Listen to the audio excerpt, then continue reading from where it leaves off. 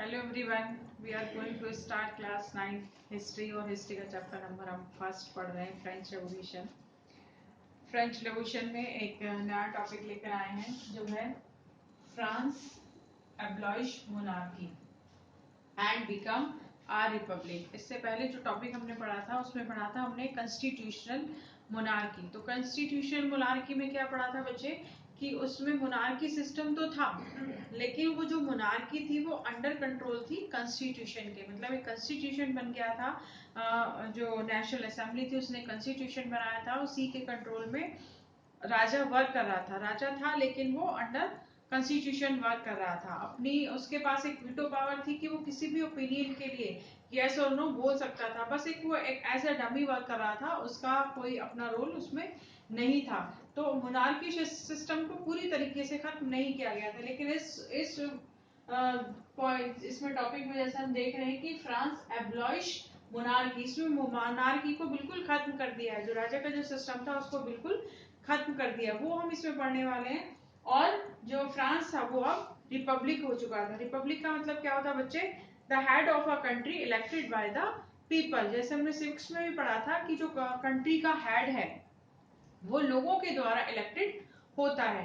तो जब राजा से जो उसके राइट्स थे सारे, वो राइट सारे ले लिए गए। उसकी जो पावर थी उसको लिमिट कर दिया गया, उसकी पावर के ऊपर कंट्रोल कर दिया गया कि आप अपनी मर्जी से कुछ नहीं कर सकते, जो भी कुछ करना है आपको वो कॉन्स्टिट्यूशन के रूल और रेगुलेशन के अंडर ही करेंगे। तो राजा था, उसने वो एक्सेप्ट तो कर लिया। एक्सेप्ट इसलिए कर लिया क्योंकि उसके पास कोई और दूसरा रास्ता नहीं था। रास्ता इसलिए नहीं था कि अगर वो इसको एक्सेप्ट नहीं करता, कॉन्स्टिट्यूशन को एक्सेप्ट वो नहीं करता, तो क्या होता? उसको डिस्प्लेस कर दिया जाता, उसके से हटा दिया जाता, राजा के पद से उसको हटा दिया जाता। अब इसलिए उसने उसको एक्सेप्ट तो कर लिया, लेकिन अंदर ही अंदर वो बेचैन था, क्योंकि वो जो राजा था तो वो चाहता था कि उसकी जो मोनार्की सिस्टम है वो फिर से आ जाए। तो उसने क्या किया कि उसके जो पड़ोसी, जो उसकी नेबरिंग कंट्री थी, उनके जो राजा थे जैसे कि ऑस्ट्रिया और पुर्शिया, उनके जो राजा थे उनके साथ वो क्या कर रहा था? एक सीक्रेट नेगोशिएशन कर रहा था। सीक्रेट नेगोशिएशन का मतलब होता है बच्चे कि उनसे वो एक प्लानिंग कर रहा था। और प्लानिंग किस तरह की थी कि वो उनके साथ मिले और उस पर नेशनल असेंबली पर अटैक कर दें, और अटैक करने के बाद जो नेशनल असेंबली उसको डिसमिस करके फिर से वहां पर मोनार्की सिस्टम आ जाए। तो कुछ ऐसे लोग थे जो नेबरिंग कंट्री के रूलर थे, वो भी उसको हेल्प कर रहे थे। अब ये हेल्प क्यों कर रहे थे बच्चे? वो लोग उसको हेल्प क्यों कर रहे थे राजा को? वो इसलिए हेल्प कर रहे थे क्योंकि उन लोगों के यहाँ पर भी मोनार्की सिस्टम ही था।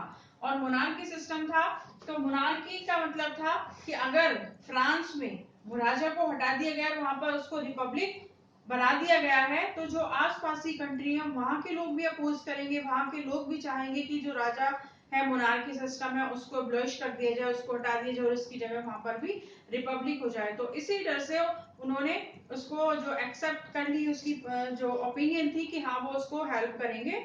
और हेल्प करने के बाद वो किस पर? नेशनल असेंबली पर अटैक करेंगे। और नेशनल असेंबली पर अटैक करने के बाद क्या करेंगे बच्चे? वो उसको हटा देंगे और उसकी जगह फिर से वहां पर मोनार्की सिस्टम आ जाएगा। बट जो नेशनल असेंबली थी वो उससे और 4 कदम आगे थी। कैसे? जब नेशनल असेंबली को ये बात पता चल गई कि जो मोनार्की है, जो राजा है, उसकी सीक्रेट नेगोशिएशन चल रहा है जो नेबरिंग कंट्री के रूलर्स हैं उनके साथ, तो उसने क्या किया? उसने सोचा कि वो हम पर अटैक करें, जो पर्शिया और ऑस्ट्रिया के राजा हैं या फिर और दूसरे जो नेबरिंग कंट्री के किंग हैं, वो हम पर अटैक करें, इससे पहले हमें उनके ऊपर अटैक कर देना चाहिए। और इससे उन्होंने वोटिंग किया, और वोटिंग करने के बाद उन्होंने नेशनल असेंबली ने क्या किया? Declare a war against the Persia और ऑस्ट्रिया। और उन्होंने पर्शिया और ऑस्ट्रिया के अगेंस्ट में वार उन्होंने डिक्लेयर कर दिया। मतलब उन्होंने सबसे पहले उनके ऊपर अटैक कर दिया। अब बहुत सारे वॉलेंटियर, थाउजेंड्स ऑफ वॉलेंटियर थे जो अपने आप उस आर्मी से जुड़ गए आकर। कौन सी आर्मी से? जो नेशनल असेंबली की आर्मी थी, जिन्होंने पर्शिया और ऑस्ट्रिया पर अटैक किया था, वो अपने आप उससे आकर ज्वाइन हो गए। क्यों? क्योंकि ये जो लड़ाई थी ये पूरे अपनी कंट्री के लिए लड़ाई थी, और उन्हें लग रहा था कि अगर फिर से वही मोनार्की सिस्टम आ गया और जो पुर्शिया और ऑस्ट्रिया है उन्होंने उनके ऊपर अटैक कर दिया और फिर से वो हार गए, तो फिर से मोनार्की सिस्टम आएगा और उनकी कंडीशन और खराब हो जाएगी। तो इसीलिए वो अपने आप आए और अपने आप आर्मी से वो जुड़े ताकि पुर्शिया और ऑस्ट्रिया को हरा दिया जाए। और लास्ट में यही हुआ कि उन्होंने पुर्शिया और ऑस्ट्रिया को हरा दिया गया। अब a song Marseillaise which was composed, Marseillaise song था जिसको पोइट रॉबर्ट डी इजले ने कंपोज किया था। जब वो लोग मार्सले से गुजर रहे थे, कौन लोग, जो वॉलेंटियर थे वो वहां से पास हो रहे थे, तब उन्होंने उस मार्सले को सॉन्ग को गाया था। और इसीलिए क्योंकि वो मार्सले से निकलते हुए उन्होंने ये सॉन्ग गाया था, इसीलिए उसका नाम मार्सले पड़ा, जो आज फ्रांस का एंथम है।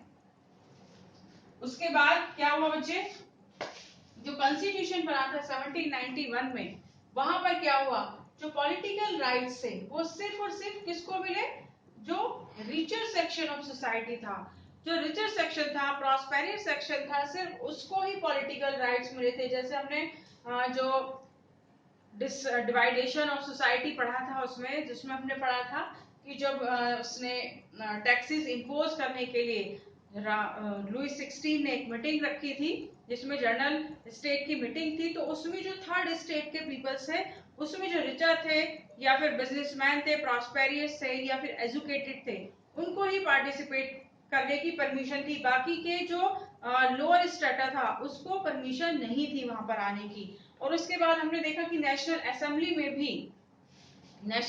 ने भी जो मैंस को वोटिंग राइट्स दिए हैं अबाउट 25, वो भी सिर्फ उन लोगों को दिए थे, किन लोगों को, जो प्रॉस्पेरियस थे, जो रिचर थे, जो 3 दिन की वेजेस के अकॉर्डिंग टैक्स पे कर रहे थे। बाकी के जो लोअर पीपल थे उनको नहीं, या जो लोअर स्ट्रेटा था उनको कोई भी राइट नहीं दिए गए।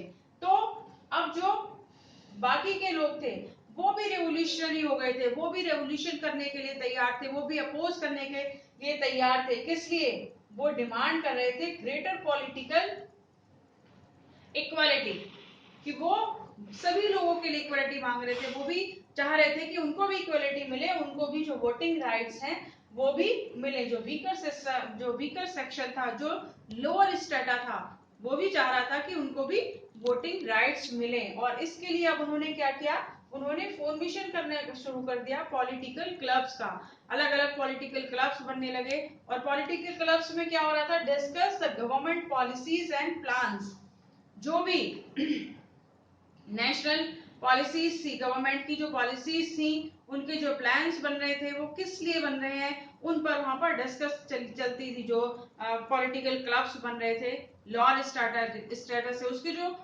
मोस्ट मेंबर थे वो वही लोग थे जो जिनको कहीं पर भी किसी चीज में भी पार्टिसिपेट नहीं कराया गया था। अब वो लोग भी अपोज करने लगे थे, अब वो लोग भी चाह रहे थे कि उनको भी सभी के इक्वल वोटिंग राइट्स मिले, बाकी के दूसरे राइट्स भी उनको मिले। तो जो पॉलिसीज थी वो किस लिए बनाई गई है, किन के फेवर में है, उनके फेवर में कुछ हो रहा है नहीं हो रहा है, तो वो पॉलिसीज सारी जो गवर्नमेंट पॉलिसीज थी वो इन क्लब्स में डिस्कस होती थी। बहुत सारे क्लब्स फॉर्म किए गए, कुछ बहुत ज्यादा फेमस हुए, जैसे कि जैकोबिन क्लब। तो इससे जो नेक्स्ट वीडियो है उसमें हम जैकोबिन क्लब्स के बारे में ही बात करेंगे।